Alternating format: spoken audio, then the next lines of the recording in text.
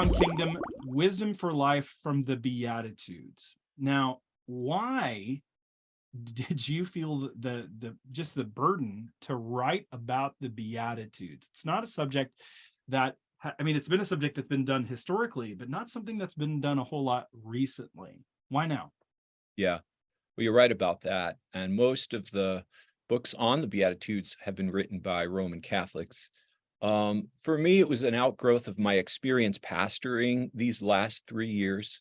Someone has said pastoral ministry is the art of disappointing people at a rate they can absorb. And as you all know, the absorption rate has been rather thin over the last 3 years. So, here I am trying to understand, what does faithfulness look like? You get an email in the morning saying there's blood on your hands because you're gathering people for worship during COVID. You're putting people's lives in peril. And then later that afternoon, you get another message from someone saying, the fact that we have any mitigation policies is evidence that we don't trust God, that we're bending the knee to the governor. And there you are as the pastor pulling your hair out. So it was in the midst of that, I read the Sermon on the Mount and found, particularly in the Beatitudes, the solvent for my fear and apprehension and doubting.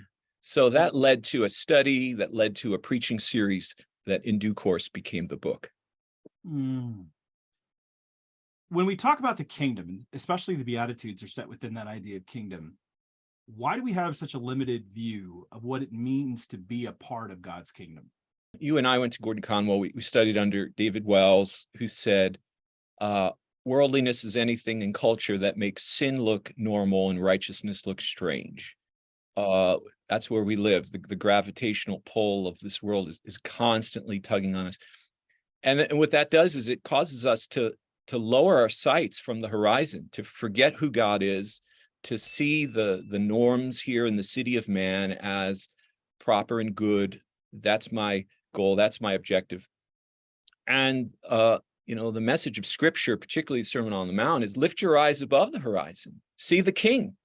The King is advancing his kingdom in this world through us, through the church, with all of our imperfections and issues.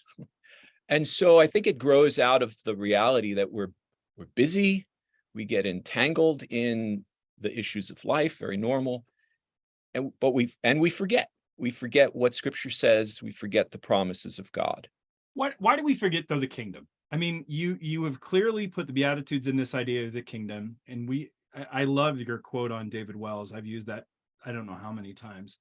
But when we talk about the Beatitudes, I find that many people they give a tacit nod to it, maybe even an acknowledgement.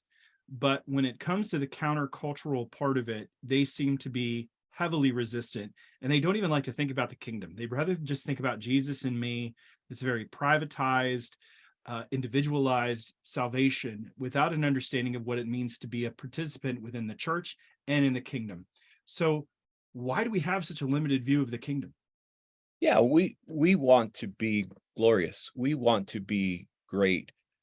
In Florence, they have the Michelangelo's David statue, which I learned is actually 17 feet tall. The Italians call it Il Gigante, the giant.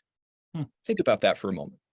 Little David, who slew Goliath, is the giant. That's what we do when we make a David statue, right? And that's a reflection of our heart.